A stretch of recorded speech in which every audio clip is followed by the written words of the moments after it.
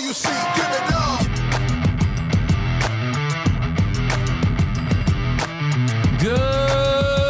Good gaming champions. Welcome to another podcast with the champions of Tabletop. I am your host, Matt. Joined with me, as always, are the boys.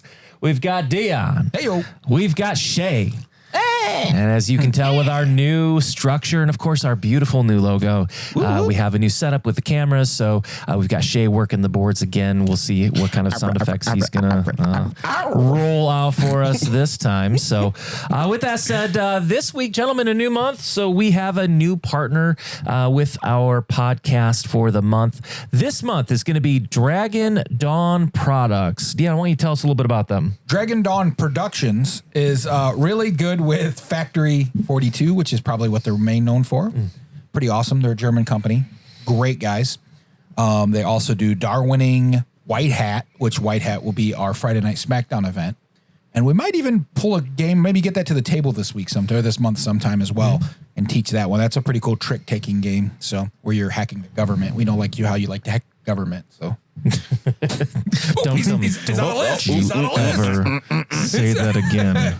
Say what? Right, Shay. Yeah, right, Shay. Yeah. So anyways, so yeah, thank you for Dragon Down for their sponsor partnership, I should say, with us for this month. And of course, Voss Media Board Game Cafe here in the lovely Galesburg, Michigan area. So if you're in the area, please stop by and support the business because Dion loves you. I do. I mean, in theory, not like deeply, like he's in love with this. I wouldn't want to make it all weird. Yeah, but maybe we are deeply in love with you. It's a lot of love. I mean, how's your wife feel about you loving so many people in such a deep way? We've been together for 28, 29 years. She knows I love everything. Okay, sounds very intimate. I love the way you just stared into the camera. Well, I'm trying to get that connection. Trying to get the connection. Bring him in. Of love. Bring him in. Bring him in. No. That's a great time to show Dion that you love him back by hitting that like button. That means a lot. Commenting on the videos and make sure that you subscribe to our YouTube channel. It means the world to us. We're working on 300 subs at this moment, so we would love to hit that. And of course, our goal of one day hitting 1,000 subscribers. Maybe we'll do like a special event. So if you want to hear about it, please, because about 90% of you who watch this are not subscribed. It takes 10 seconds. So with that said, we are coming out with some new stuff. We've got some channel updates coming out. So Shay, why don't you kind of inform everybody of our new audio format that we're going through? All right. So, all right. Where's my camera? Where's my camera? Oh, yeah, I can control it. So this is my one camera. that's on you. Hello. I'm so excited. So what we have is we're going to have this kind of podcast every other week. Like we said before, followed by a tabletop on the table. We love to see it. But if you just want some audio love, if you just want to hear the voice, you don't need to see the face. You just want the voice. we have the audio that will come on every Monday after the video, after the podcast. So the podcast will come on Friday. Monday is when the audio will come out. So if you like either or, let us know. And yeah, that's about it. Back to you, Matt. All right. Thank you, Shay. And before we move on to industry news this week, our last channel update is, as you'll notice on two of the three of us, one of us. I'm still repping. Just the wrong place. No, we're not yours, but we're still repping it. It's fine. My shirt. I mean, it's anyways. Okay. Anyways, well, is what it is. We've got new drip for the channel, everybody. Drip. So with that said, I am rocking our new white T-shirt with the sweet arm sleeve, and of course, the sweet new Champions of Tabletop hat. And Shay desecrated the shirt. Shay looks fabulous. Look, Shay said that I wanted a jersey. So I said I was going to, I even said it on the camera, maybe, I think. But I said it. I was going to cut the sleeves off this bad boy. And guess what? Team Boom. No sleeves. Team no sleeves. You know what? This is Dad by Summer. Let's go. Well, you're rocking that dad bod, bud. Yeah. So with that, then we also have a new shirt. We got the black, the white, and now we got a little baseball sleeve jersey with the logo on the side. No, this is my other one I got. So very excited about that. So soon we'll be rolling out a Champions Tabletop store. And if there's any chance we want to support the channel and get yourself some sweet gear with an awesome logo, and all of your friends will say, "Oh my gosh, where did you get that shirt? What does that mean? Where'd you get that?" You'd be like, "Where that at? It's exclusive gear. It's exclusive. I'm a part of a club, and you can't be in it." Well, so I mean, if you buy the can't, shirt, I mean, they can't be if they subscribe. That'd be sweet. But anyway, so we'll be having a store rollout soon, so that way you can check it out. And if you want to support the channel, that'll be one way to do it. It'll mean the world to us. So, with that said, anything you guys want to add this week before we get started? Team Kendrick Lamar. That's all I gotta say. Wow. That's all I want to ask. I'll let you know. I'm Team Kendrick. Anyway. Hate the way you walk. Hate the way you talk. Go ahead. All right. Well, at least he didn't get copyright. Did you hear about with Tupac?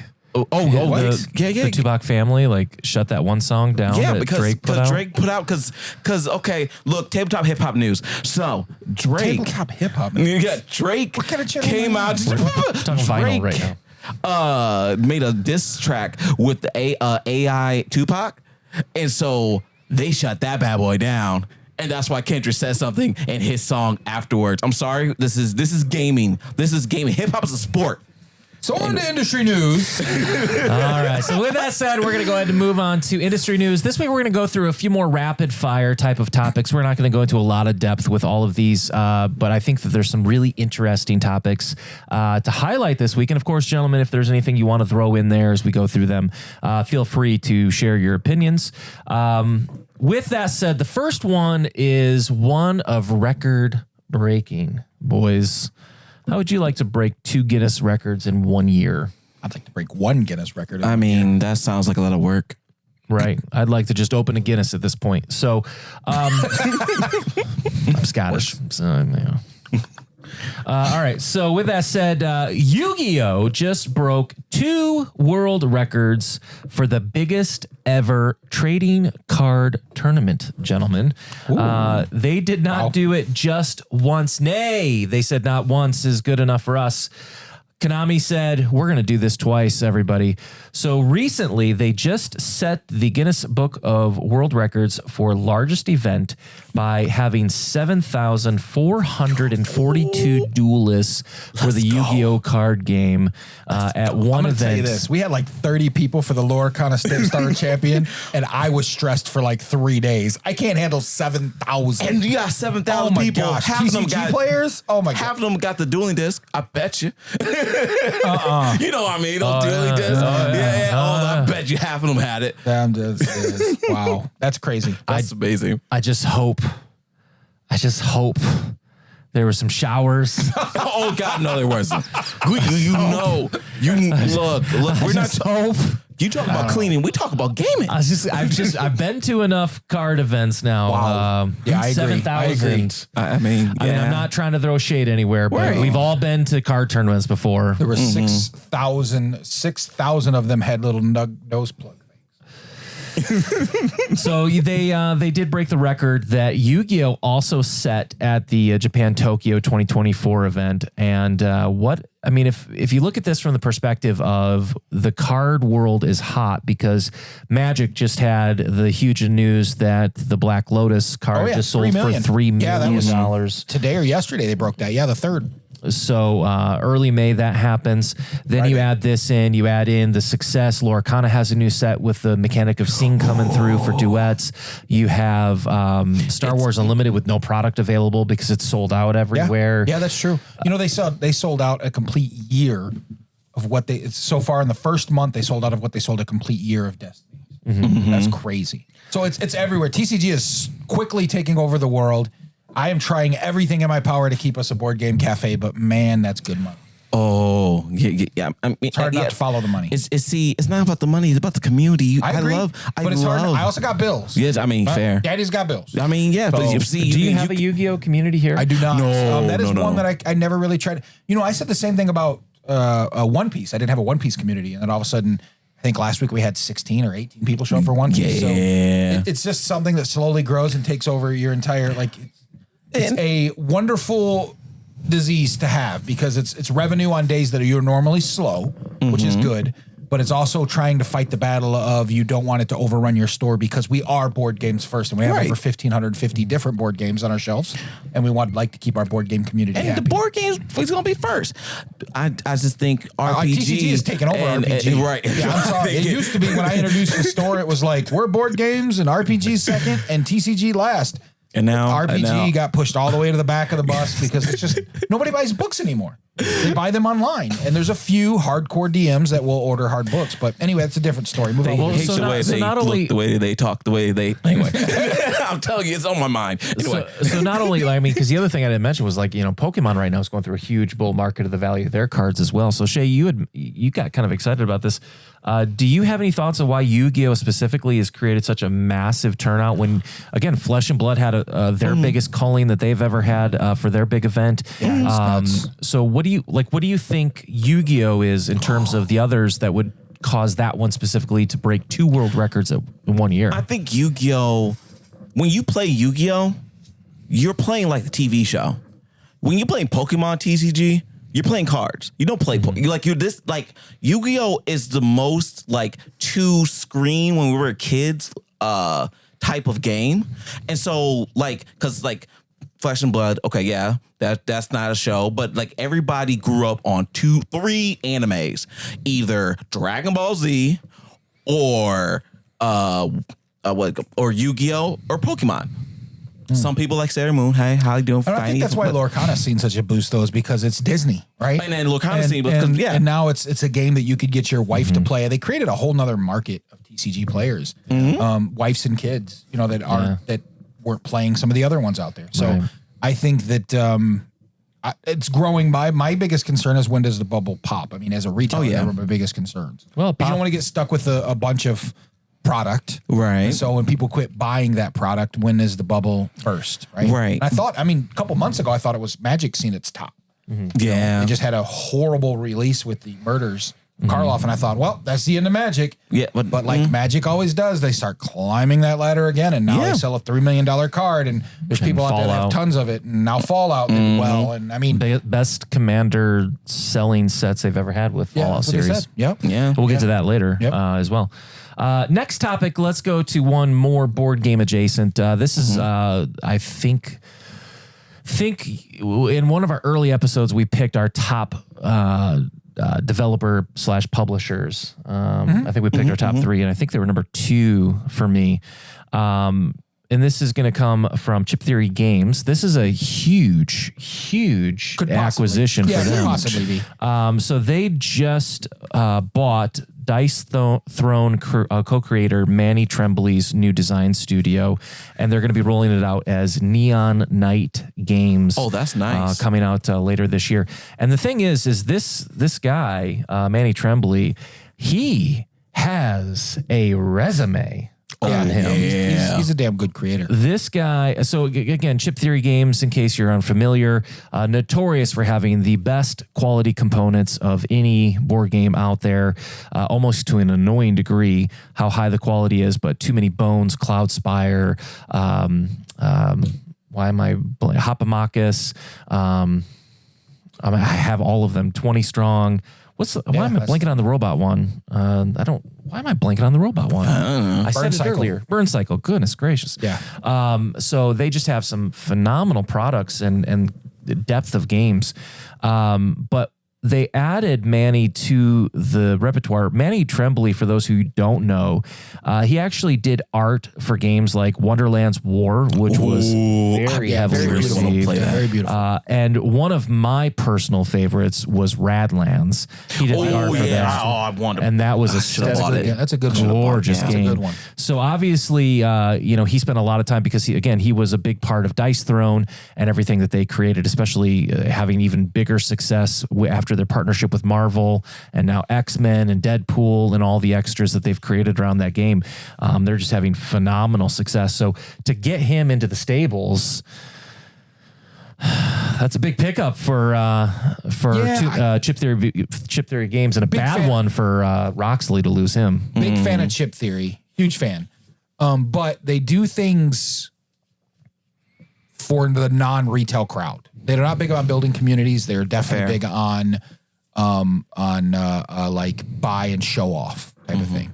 Which again, I like their games. I think they're good games. I just, as a retailer, it concerns me a bit on what they're going to work on the next Kickstarter or whatever that they're doing, because it's going to be a Kickstarter, and they're probably not going to have a retail pledge, and that kind of thing. So, but I mean, that's good and bad, whatever. But I mean, that's good that they picked up an amazing talent like him and been able to pick up his new studio that he's doing. So I'm sure great things will come from Neon Night Games.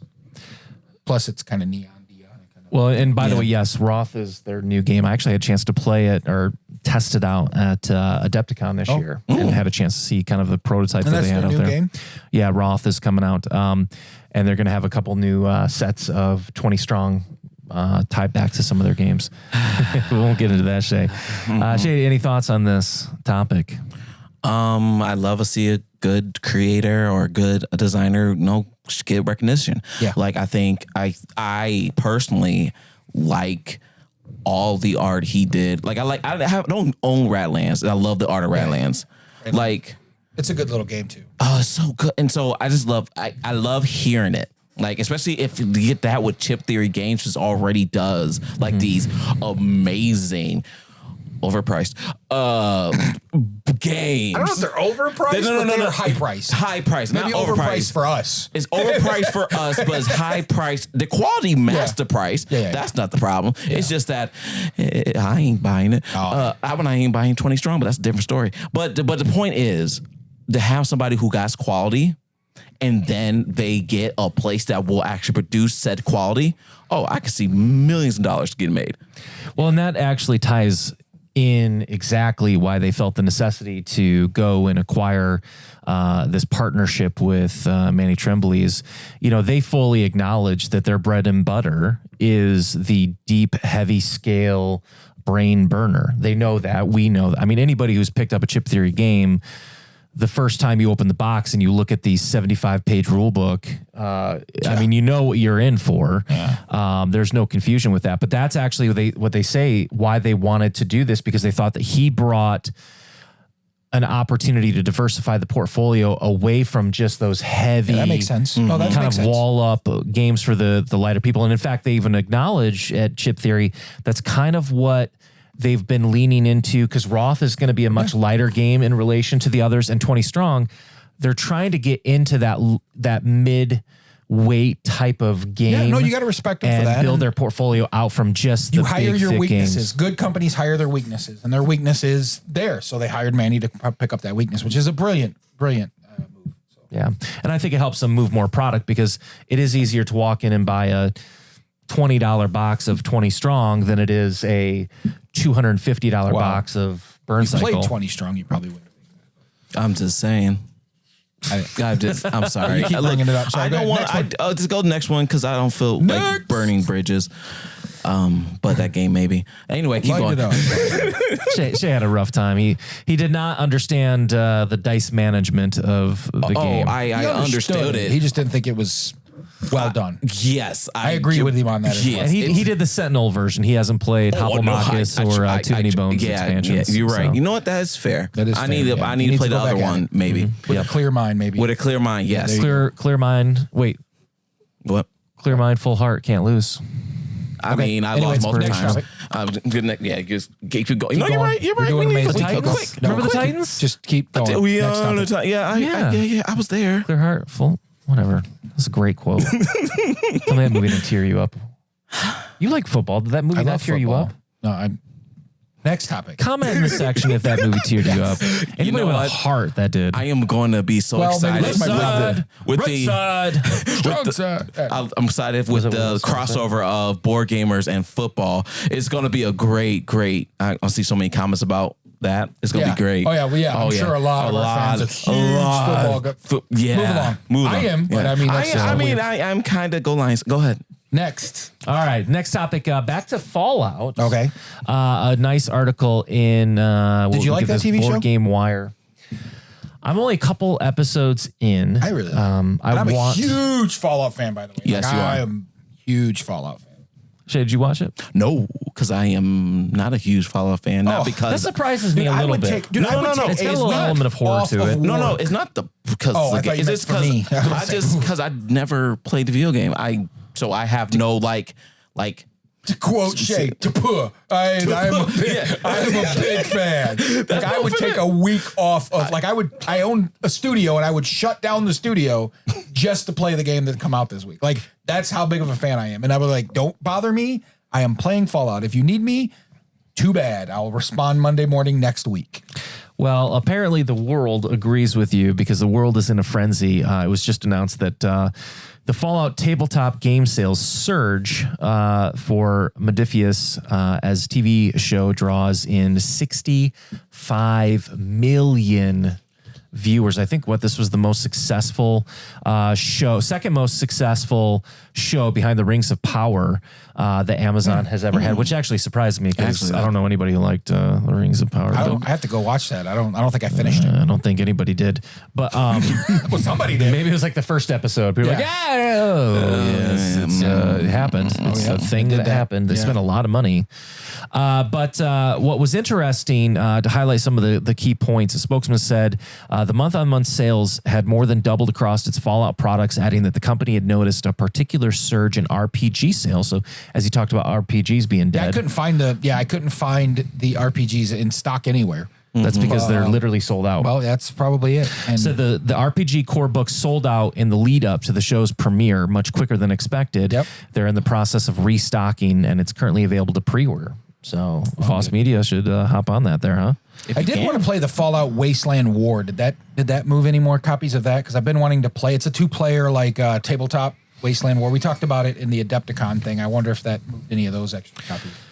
Yeah, so everything, you're kind of jumping ahead of here a little bit, but for the board games, they also saw Fallout 4 specifically saw a 7,500% increase. The Fallout 4 video game saw a 7,500% increase in sales, which is surprising because it's on the Windows, Microsoft. Yeah, it's on Game Pass. Game Pass. It is on Game Pass. I don't know why all of them are on Game Pass now. All of them are on Game Pass right now. Is 76 on Game Pass now? 76 is on Game Pass. I bought it when it first came out, and I hated it.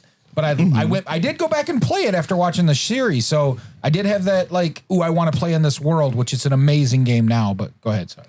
So so then back to your question about the tabletop, because I had a chance to actually play the new Nuka World stuff that they're rolling out, and they did highlight the fact that there's been a massive surge in everything. In fact, a lot of their products have even sold out for periods of time, especially with this new rollout for kind of a revised rule set. They're trying to make it a little more streamlined, a little more skirmishy versus the more full scale type of game that they've had out for years. So they've really done a lot to enhance this new Nuka World with the rule set and stuff. And like I said, I tried it at Adepticon, and it was simple, wasn't too complex. I loved that it actually had a campaign to it.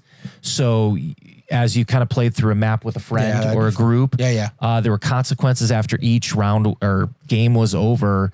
And then as you progressed, your guys were leveling up. But they also had a catch-up mechanic, so that way if, problem of most legacy games, if somebody gets ahead a little too much and then it kind of feels like, well, now I'm on a treadmill of losing because I'll never be able to catch up and they're just too powerful for me. Well, what they do to kind of balance it is that if the people you're playing are a little further ahead than you, you actually have a currency in the game that you can use to buy Nuka-Cola and all these potions and things like that in a way kind of give you a little bit of a catch-up mechanic. So that way you have an ability to compete in the game versus just, your guys are level 5 and my guys are level 3. Well, this is going to be a slaughter every game and I'm just going to keep losing. So they've really put a lot of thought into it. The miniatures look great, and I'm really excited about that as it starts to roll out. I think it's coming out any time now with the new Nuka World coming out. Warfare one. I've got it in the other room. Well, that's what it is. It's part of that, but it's like an expansion on it. And I love the miniatures look good, and the whole world broken down, and how I love all the characters that are part of it. So. Yeah, and Modifius even said if this goes well, their full intent is because they have that Elder Scrolls miniature game as You well. should build one. Yeah. Oh gosh. And they've talked about going back. You see what I'm saying? Like Elder Scrolls. Well, they're talking about going. They're talking about going back to that Elder Scrolls game and basically revising the rule set in the same way that they're now doing with the Wasteland Warfare. Well, and I had to unplug myself from the TV show versus all the games because it takes place after all of the games. And so all the decisions that you make in the games doesn't matter. The show kind of is making the decisions for you. Mm-hmm. So it's been difficult for me as a huge fan, but I'm not trying to set the world on fire, but here's a torch. The board game is not good.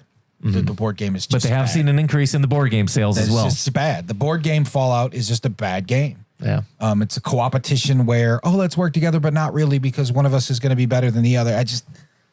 I wanted to love it so bad being a Fallout fan. I even bought a big mat that you roll out and the fits on, and I just can't do it. I think Fallout Shelter, which is a silly little worker placement game, is a better game. But so you like that one?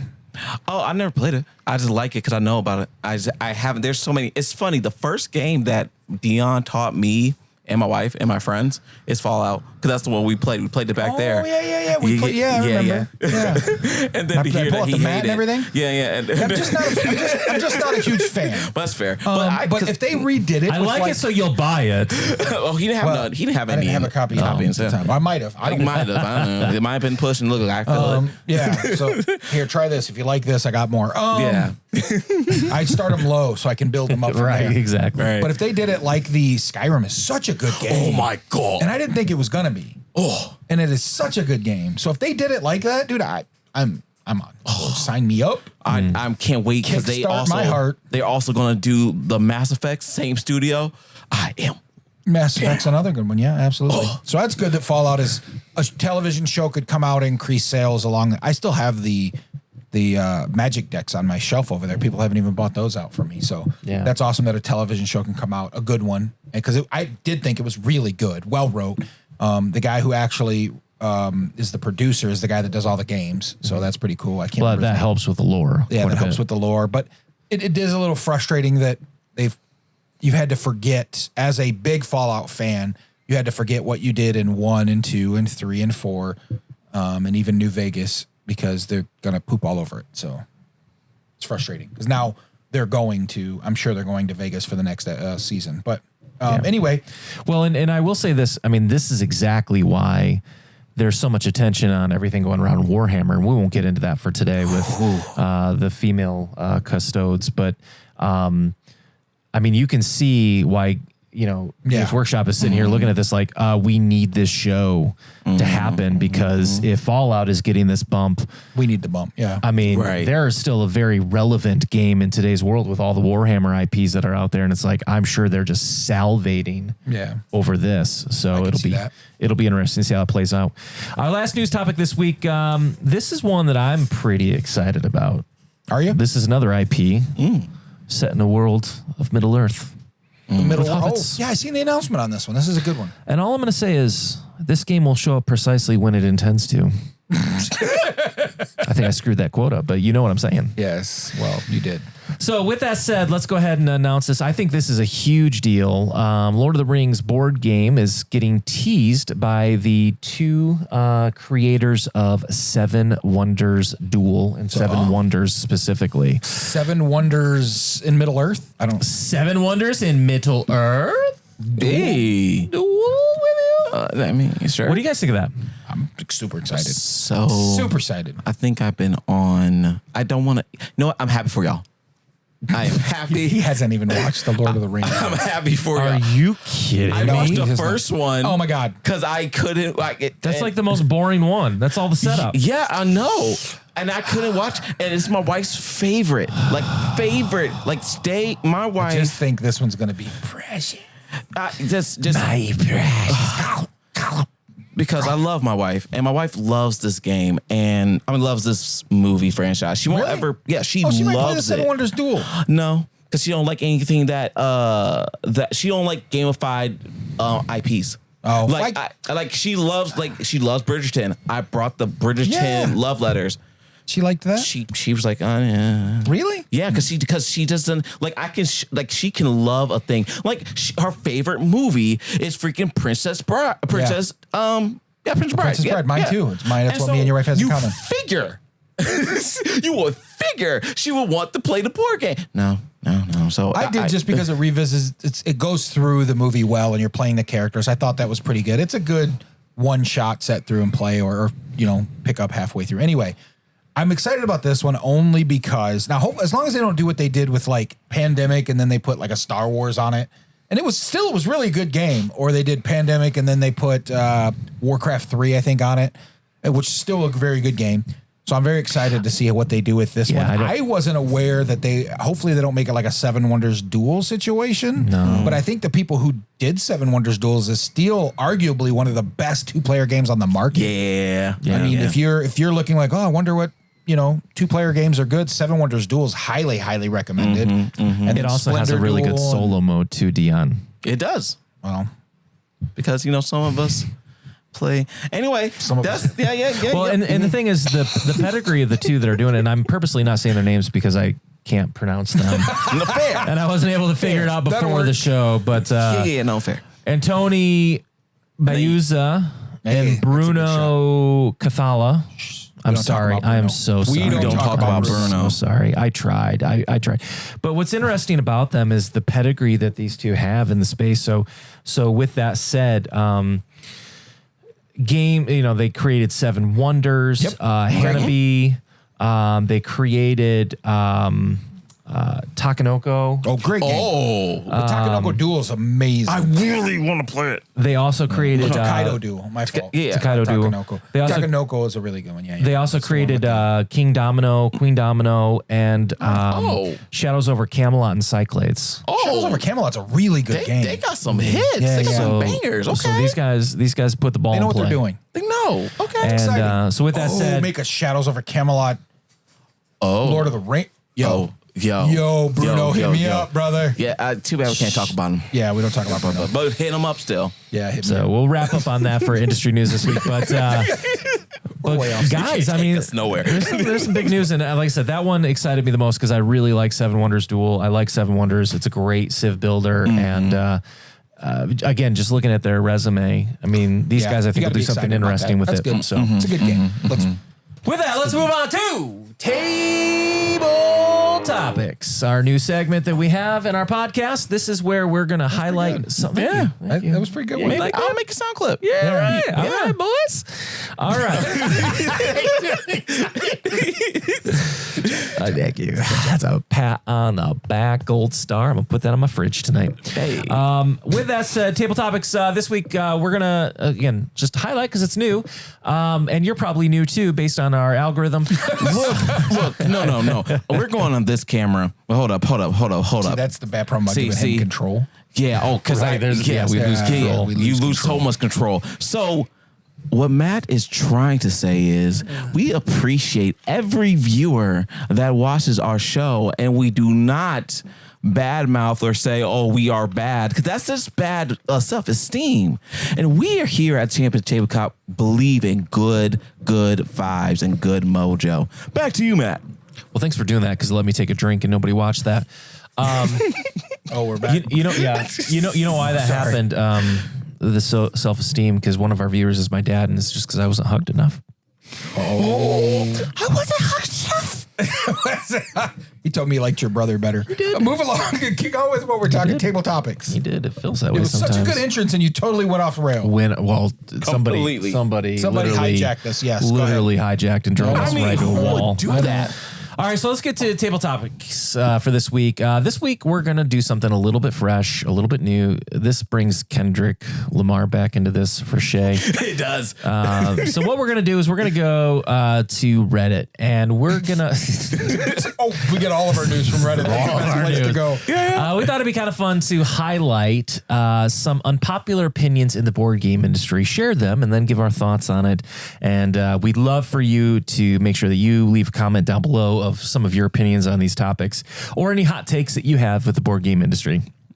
So with that said, we're going to start this. This was actually a topic brought up by Mr. App Brain on Reddit, on the board game Reddit site. So credit goes to him for starting this conversation. And I will make sure that I highlight the people who did comment. So the first one, he says, what is your board game unpopular opinion? He says, I'll go first. Dice towers, dice trays, and dice accessories in general detract from the joy of feeling and rolling dice.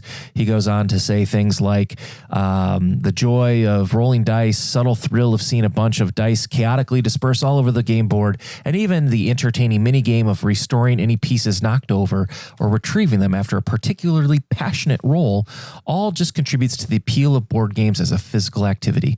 Or sometimes when people move cards, like in a game called Bandito, and they just completely screw everything up. The joy. They will never know what that was from. That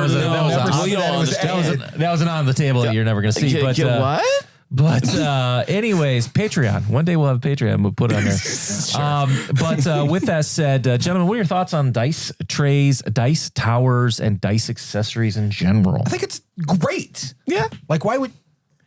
You're talking to somebody who likes to gamify their game. So I went out and bought metal pieces for one of my games. I mean, it's just extra stuff that I like. I think one of the best things about those dice thrones and the dice, especially the Marvels, is the cool little case that they come in. Everything fits perfectly in the right spot.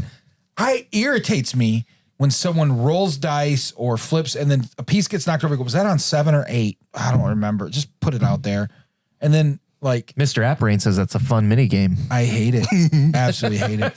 That drives me nuts.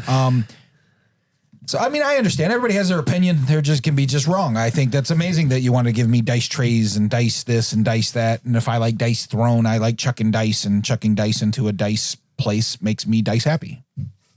And I think, like, I was almost with them until they went too far. Like they crossed the line. They crossed the line. Like, I'm good with chaos. Like, chaos. Let's do this. A place and a time, people. We're playing Dungeon Fighters, chaos. We're playing Rampage, chaos. We're playing Godzilla, chaos. I will be mad if I am winning in a game, so happen a game that I'm not good at, and then somebody roll a die and it knocks over. It's like, oh no, I don't remember what that is. Do you remember? No, I just remember I was winning. So no. That's passion. That's all. Now I'll say this: I love the idea of Dice Tower. I think they bring an element to the table, especially if it's thematic. And some of the things with 3D printers now really add like a cool look to the table. But functionally, unless it has a lot of prongs inside of it, I don't feel like Dice Towers really spin the dice that much to where you get a lot of randomness. You spin them off your hand. I know, but I'm saying, like, I feel like I can control the dice a little bit. So with that said, I will say that I do like the cleanliness of a dice tray to be able to roll into, especially in like tabletop war games and stuff when you're chucking like 15, 20 dice to just kind of almost chuck them into a bucket is really nice. And I agree. Like, I hate the chaos when you get the dice all over the board, knocking stuff over, knocking the pile of cards over. That drives me nuts. And I'm not OCD clean. No, but I still like, because I got wrinkles on my sleeve. You can even see that I took it right out of the package when I got it today. This is brand new. But you know who makes a really good dice tower with their game? Dragon Dawn Productions Factory 42 has an amazing dice tower with the game Factory 42. Yeah, it's just really cool. You drop them in and it has a nice bump here that will hit and then roll out. Oh, that helps it. What's insane is that you said you dropping them from here and rolling them from your hand is any better than dropping them from a dice tower is insanity. I was going to do the moment, but it's a kid's show. I was going to do that. Don't do no motions. No motions. Kid show. I mean, I don't want to teach kids other things, but kids show. Look, I cannot wait until I have a whole bunch of ideas forever. Like, I can't help it. I have this dice tower that I really want to make. It's the most beautiful dice tower. And so that's why I'm okay with dice towers, mostly because I don't want to be a hypocrite. I like dice towers. Dice towers are amazing. Yeah. All right. Next one, Skittlebra. Skittlebra? 46. Not even one or two. Number 46. He says, I will play the worst game in the world if I get to play it with fun people. Aw. A game is an excuse to sit around a table having fun. Different games create a variety and different stories to be had. But the game itself doesn't matter much. Thoughts? I like Skittle Brawl at my table. That's not me, dude, and I appreciate everybody who is like that. That means so much. That is so nice. I just want to hug the guy. I don't even know him. I'm like, Skittle Brawl, what's up? You got to give a bra pat. Bra pat, a little bra pat in the back. A bra pat. Yeah, What's yeah. up, bra? Definitely got a handshake. I think that attitude is the best attitude to have in gaming. Like, I just want to be around cool people and play. I don't even care if the game's cool. I just want to be around cool people. That's amazing. It's not me, but that's amazing. I struggled to play very simplistic games. Like the title we talked about earlier, you hire your weaknesses. One of the reasons why I hired Shay, he loves party games. I do not. It. I would rather be poked in the eye with a sharp object than to have to play a game where one of us has to judge at the table who is right and wrong. I just not, no matter the fun that we're having, I'm not that guy. I'm pretty quick on my feet, so I'm pretty good at those games. And, pretty witty myself. I mean, I'm patting myself on the back. I was going to say, I want to see what your shuttle time is since you're quick on your feet. No, not that. I mean, like quick. My brain is quicker than my fatness. Anyway, I'm just talking about self-esteem. We literally look this camera right here. Look. That's right. You need a hug here, buddy. I'm gonna go into your camera. Oh, thanks, buddy. I jump frames for you, buddy. So yeah, we can go to Shay because I know Shay kind of agrees with us. That's an amazing attitude to have, and I think that's one that, believe it or not, Shay has, that he's willing to try a really crappy game because he just wants to have the enjoyment of being around other people that enjoy gaming. I thank you. And I agree. I can play a game even if I know I'm not going to like it, even if I know it's not my type of game, because I want to experience it, because I can be tricked. I mean, not tricked as in like, oh, you tricked me to play it, but tricked as in I might like it. Yeah. I didn't expect like Dimensions. I just knew that Dion really wanted to play, so I wanted to make sure he had a good table, and he had 2 more people. There's 1 more left. I'm like, okay, I'm gonna play it because I know that you liked it, and boom. I'm happy that Josh, one of the people, played Dead by Daylight the first time I brought it here. That is not a Josh game. He hated the whole experience. No, but Josh is another guy like that, though. But He will play a game even though he hates it in order just to be around cool people at the cool time. Well, one of the ones that you really liked that I would never have picked for you was Hegemony. Yeah. Oh, I heart hegemony. And that, again, I didn't think that was going to be a shit I would game. never pick that for you. But I don't know if going into, hold on, back up a minute, because I think what Skidabra is trying to say here is that he knows the game is a bad, crappy game. Yeah. You don't know a game is bad until you try it. So I think that's a different, we're talking about 2 different things. That's fair. That's fair. So I think he knows that this is going to be a bad game. He's not happy with it. It's hard for me because I'm a time management guy to go, do I want to spend an hour or hour and a half playing this really crappy game, not enjoying myself, or should I go do some inventory or quick booking or something else I hate doing, but at least work gets done. So most of the time I will teach a game and walk away because I don't want to play it because I don't like it that well. Just remember, it's not about the destination. It's whom you're on the journey with that matters most. There's a crickets button. Hold on, let me find it. No, let me see. There's a crickets. Let's see. Let's see. It's right here. Hold on. Wait. Shh. Why would you crickets that? I've moved hearts and souls out there. But I appreciate people like Skittle. Comment if that made your day, So and now you're going to get it tattooed on your arm because it was motivational. Skittle Bra, thumbs up. Thumbs up. Thumbs up. I love Thumbs those up to people. my quote. Love those Screw people, you Skittle guys. Bra. I totally love this thing. I got so much power on this board. This is great. Sound effects. Shay wants to take that home. So he can have it with his wife too. If I would have. I used to have a soundboard on my phone. We'd bring it into game night. All right. Meeple Person says, I think you might agree with this one, Dion. Okay, Meeple Person. Social deduction games are really dull and wholly dependent on the play group to be good. You're the insider, better be good at bluff. You're a bystander. Your game is pointing fingers at people. I know, let's all have a themed argument. It just leaves me cold. I Shay, what do you think? I'm gonna let you talk first. He's gonna marinate that for a minute. Okay. Shay, I'm just tired of him. Like, say his name first. He's like, Shay, speak. Wait. Okay. Wait. I just read the teleprompter. What? Shay, breathe. Pause. Anyway, it's not that I don't like social deduction games. I think I got played out because there were so many games I played. There's a lot of them. So like when Among Us came out, everybody loved it. And then my favorite, the game that got me into board gaming, it is a social deduction game. It was The Resistance. Okay. And so like I do like social deduction games. It's just took like there's so many. And then I get tired. And then people don't believe me. And then I prove them wrong. And people still don't believe me. Well, and you know what? You feel like Shay, there's like Sheriff of Nottingham. Like, I want to like that game. It's not really a social deduction. It's a little bit. It has. Because you're trying to trick people. That's bluffing. That's more bluffing. That's bluffing. That's more bluffing, I guess. It's not social deduction. You know who everybody is at the table. Yeah. You're just trying to bluff things by me or not. Okay, well then Secret Hitler. There you go. That's better. I will let that slide, friend. Thank you.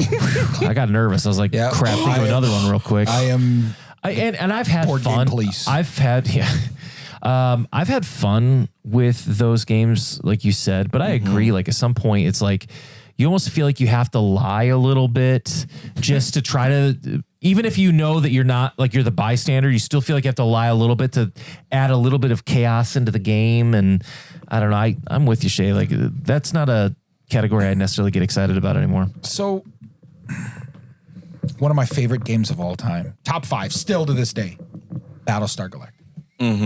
Love it. I even don't mind playing, even though it's not my top 10. I don't mind playing. What is the name of the one that they redid? The Unfathomable. Yeah. I don't mind doing Unfathomable, and I enjoy that.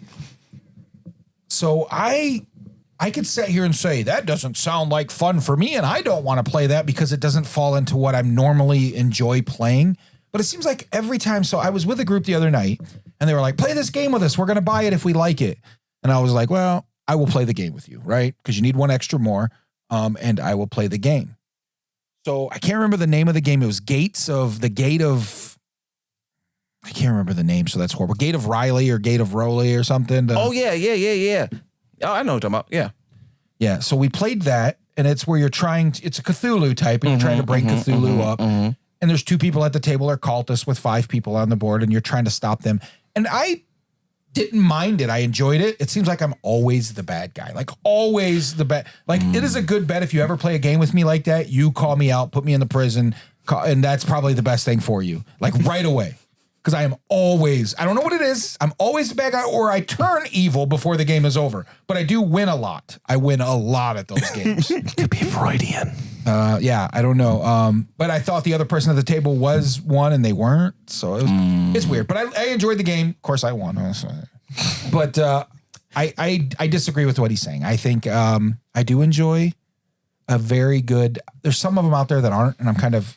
But I even enjoy things like Secret Identity, which isn't really, but also is. I like Secret Identity. Like you're trying to figure out who's who. Yeah. By looking at the puzzles, so it is kind of like that. But it's not like a hidden agenda. Yeah. And I enjoyed it. And I don't like party games. It's more of a deduction game. It is definitely a deduction game. It's not really like a social deduction game, but it's definitely but it is a deduction game. Yeah. And I enjoyed that. And I kind of feel like if I could play like Battlestar Galactica, which I was a huge fan of the show. Oh. You know, I bought your copy. We're just yelling at fracking Cylons. The whole game you're yelling at everybody's a fracking Cylon. Because nobody wants to be called If I haven't called you a fracking Cylon when I play that game with you, then I have not played with you. Right. Well, we haven't played, and I would love to, but the hard part with that game is, of course, you need a big group. You need 5 or 6. 4 or 5. 4 or 5 is great. I've heard 5 or 6 is always optimal. Absolutely. The top part of those games are better with more players, but at 4 and 5, you still get a really good experience moment. And like I said, if you don't have the time for the full Battlestar Galactica or the money to buy it, not you, but just in general, you can always do Unfathomable, which is a Cthulhu version of it that's dumbed down quite a bit, but it still gives you the same feel of the social deduction fun board game. I'm not a big fan of the Secret Hitler. It's too party-y for me. I don't like Donner Dinner Party. It's too party-y for me. And there's a few of the other ones out like that. Wool Werewolf by Midnight or whatever. That's too Ultimate party. Werewolf. Ultimate Werewolf. Oh, Night Werewolf. It's just too party-y for me. So I hate those games. Really big fan of board games that have social deductible elements in it. But anyway, I agree with the guy. I disagree with that guy. Yeah. He's wrong. I guess the one game I would say that I'm not tired of and I could play mostly because I want to be the GM of it as well is Blood on the Clock Tower. Like I can play. I can play me some Blood on the Clock. That's more RPG deductible. Yeah. So it's, So I guess that's the reason. Because it gives me a little bit more sometimes. Yeah. The next one from Shadolf, definitely said that wrong. Shadolf. So in the 1 in 8 billion% chance that you actually saw this, I'm sorry. He says, miniatures are annoying and in the way. Give me wood, glass, metal, or tactile plastics like the Bakelite pieces from Hive. Hey, Matt, you want to take this one? Look, I got you. Hold up. Wait, right there. Cam's right there. Go ahead. The beauty is that we're all entitled to our opinions, even if they're objectively wrong. Just like this individual is allowed to be wrong. I don't think that makes him wrong. No, absolutely. I mean, this is an objectable fact that minis make games better. Okay, so wait, they've got these like, they're not minis, but they're acrylics, and I've enjoyed playing with those. And I've not said, oh man, if these were minis, this would be such a better game. Acrylics were just as good. So I can see his point. I can't. Cool story, bro. Although 46. Although I still agree that minis, anything that helps immerse you in the experience is better for any game. I don't care what it, and minis do that for some people, right? For you have to have a mini. For me, the acrylics are just as good for me as long as I can say, if you could save me 10, 20 bucks on my pocketbook and not put minis in it, but put these really cool acrylics, I might take the $20 cheaper version. I also don't want to be the guy that takes the crappy cardboard. I'd rather have you have, quality. I will product. say the quality of acrylics have really increased, especially those so clear acrylics that are painted. Those are really cool. Yeah. I think those are a really nice middle ground between the levels. Like to me, that would be like the lowest. I'm not a meeples guy. I mean, like even when we talked about like what to name our shows, like I was like meeples, like golden meeples. I was like, ugh. Like I've never liked them. I know like people love them. I'm not a big meeples fan. But to me, I don't like them. I do like different random pieces for a game. Like my father's work has some some of the best pieces I've ever played with, like the little glass jars and things like that. Like I love it. But at the end of the day, for me, it's about immersion. And like I said earlier about Dice Towers, I think that table presence to me really creates an immersive experience. Are they necessary? 100% not. Do they make the game better? 100% objectively fact. Because they make the game feel more immersive. Well, I'm the guy that plays like farm games, and all you have are these little like square wooden pieces. Yeah. Imagine if you had a little John Deere tractor, you could just go. It's not that kind of farm games, but I would agree. I like the little wood pieces or the pieces that are in. I don't like Everdale, but I love the pieces that are in Everdale. Like they have some of the best little. Yeah, but I like the little the plasticky berries and things that they have, like those upgraded deluxe pieces. I agree. And just the regular that come in the box were nice pieces. The big tree, the big, all of the little resources are really nice. So again, I think it's not a necessity. I really feel for designers and developers, and probably Shay can talk a little bit more on his struggles with this. But I feel for them because they want to be they want their game to have good table presence, and they want somebody to look at it and be like, ooh. And we're at the age of kickstarting where everything has to be shiny, the more big, plastic, and extras, the better, honestly, Kickstarter. And so you have to have, this 27 boxes that come with this one board game, and it has all these extra pieces, and everybody's like, I got it all. Well, that's great. Are you ever going to get through it? See, and that's, I struggle. I'm fencing this one. Because even if you try to make, and maybe this is a tangent another way, but even if you try to make like my RPG, the book, right? I wanted to sell this book for like $7. You can't make it for $7. I can't even see, because I wanted to be like, I didn't put a lot of pages in it. Yeah. It was a short, beautiful thing, and even with the not even the saddle stitching, it will have to be at least $12, and it makes 10 to 12, 10 to, you know, like in that 10 to 15, just to be, because you got to also think about, like, you're not even thinking about how much the game costs. You think about how much the production costs. Think about how much the handling and shipping costs. You're thinking about how much that you have to do, you have to pay, because you should make a little bit of money on it, something you designed. And so even if you do like a 10%, like a 5%, you still, that adds up and adds up and adds up and adds up. And then people get mad because you want to use a public. Anyway, I don't want to go in that part, but it's a different conversation. It's yeah. Oh, I can't imagine, because then you want to do pieces that are cost effective for your players, but you also want to take care of that the deluxeification people, and you don't want to add an extra take care of your whales. So I see the struggle. I understand what he's saying. And with that said, let's go ahead and move on to our game of the week. Woo! Trying to get some sounds. It will. We have a new intro now. We're gonna get the sound. I'm fresh. We're gonna, but time. All right, legit. Shay, why don't you kick us off over there, buddy? Okay, so my game of the week. I could have brought it out, but it's okay because it's huge. It's a big box. It's a big box, ladies and gentlemen. Dead by Daylight, the board game. I've talked about it probably when I first got it, but I played it this weekend, and I played the collector's edition. I loved the game before. I love it more. And do I love it to buy it? The collector's edition? No, because that's a pretty penny. And in fact, I don't like level 99 for anyway. But I love Dead by Daylight board game because you feel like you're playing the game, but you're not being held hostage by sweats.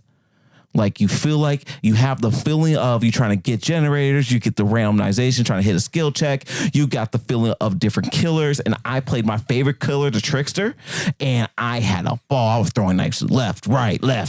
I was doing showstoppers. I was doing No Way Out, which is a broken mechanic in the actual board game, and not a video game. In the board game, it's definitely has that feel of it, but it's not like too bad. And so it's like, it's everything I want Dead by Daylight to be in the video game, but in board game form. So that is my game of the week, ladies and gentlemen. Having not played the board game, is it hidden movement at all, like Beast or some Mind MGMT? Or some of it is. So I look at it as more as like programmed movement. Yeah. So basically what happens is you have these 4 different cards. And the 4 cards has different like colors, and they're meant for something. And what you do is everybody puts down a card. That is what direction you are going to go. The killer will put down 2 cards. That's the direction that they will go. And then starting with the first player, the person will flip, move that way, do an interaction with one of the pieces. And so like, it's sneaky because you can talk to your people about where you want to go, but you can't hide it from the killer. So if you say something out loud, you got to make sure you tell the killer can hear it too, because you can't just be like sneak. And so it's like, it gives you that sensation. That's why I think is a great thing for horror. It gives you that sensation of like, okay, I don't know where I'm going, but I don't know where he's going to go. Okay, he may go there, but I might do that, or if I go to there, and you got to really plan it out. And I think even with everybody else, because the killers don't only have powers, the players all have their powers too and their perks. So it's like, it's so fun. Maybe that's gonna be one I have to do for on the table. Maybe that's gonna be the one. Does it play well at 3? No, I mean we can find 2 more people. We have the mics. It's true. We do have the mics. You're right. So we might. I'll think about it. But yeah, it's such a good game. I love it. Oh, my game of the week is actually by Dragon Dawn Productions. It is Darwining.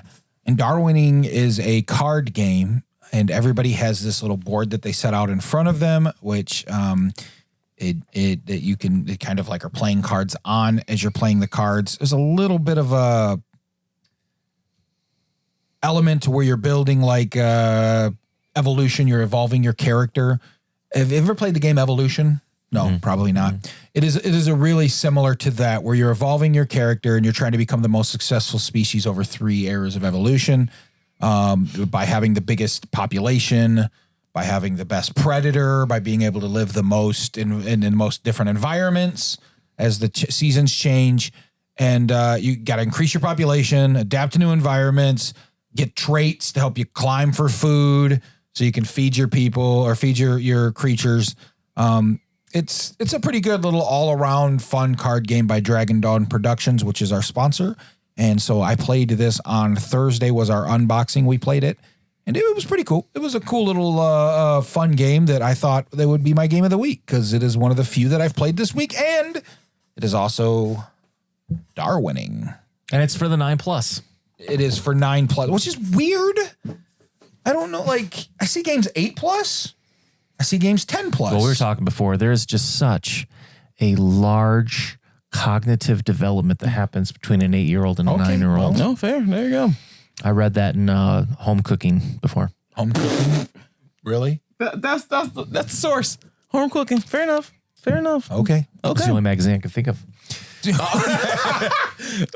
Don't know why. All right. So my game of the week this week is going to be Heat Heavy Rain. Purple rain. You will be seeing this soon if you haven't already seen it in a On the Table. We had a chance to play this expansion for Heat. Let's say one of us had a really good time.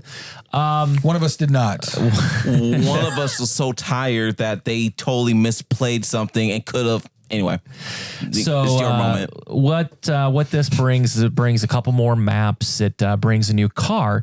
One of the things that I thought was most interesting for those of you who don't have any experience with Heat, of course, this is kind of a light take on the F1 world, Formula One world of racing. The standard mode was it? It comes with 6 cars. I think 6 cars. Yeah. The original one did, and with 4 maps. It's basically using cards to do your movements. The big flux of this game is that when you hit corners, you have to be the proper speed, or some significant things can happen that are negative for you. And that's kind of the core mechanic of this game. It also has campaign modes, which allow you to add special unique cards to your draw deck that you can use for movements. With this expansion and the new locations, first thing I noticed was that it has spaces for 12 finishers, which shows that future expansions are going to provide a lot more cars to this. The other thing is, obviously, it's going to take into account weather mechanics, which are a big part of real F1, and this one did a phenomenal job. We had a chance to play the Japan map, which actually does incorporate the water quite heavily, and it really made a big difference because you can't shift gears without significant heat addition through the corners, which makes it a pain in the butt to speed up. It makes it a pain in the butt to slow down. So there's a lot more thoughtfulness you have before you go into a corner of what gear you want to be in. So again, it's just an extra mechanic you have to think about in the game that adds another layer of complexity to an already pretty wonderful game. So for those of you who have had a chance to play Heat, this is an absolute must add to your collection. If you haven't played Heat, then get on it, man. I'm going to find it first. Yeah, well. I got it. I'll have it this week. So check out Voss Media Board Game Cafe, apparently. When this comes out, it will be a previous week. So I'll have a whole case coming as well. So they just restocked. These are hard to get. And Heat just in general has always been a more difficult game to get, period, end of sentence. So like I wouldn't have got mine if somebody didn't give it to me, and I was so excited. Like that was the best birthday gift I've ever, and it wasn't even my birthday. There you go. So it's hard. Heavy Rain, my game of the week. With that said, that's where we'll kind of wrap things up again. Please, if you've made it this far, let us know. Like, subscribe, leave the comments down below. It means the world to us. Helps us know that you're out there and we're not just speaking into an empty void. With that said, of course, we would be remiss if we did not thank again Dragon Dawn for partnering with us this week and month here at Voss and on Champions of Tabletop. Gentlemen, anything you want to close with today as we wrap up? Well, I want some wings.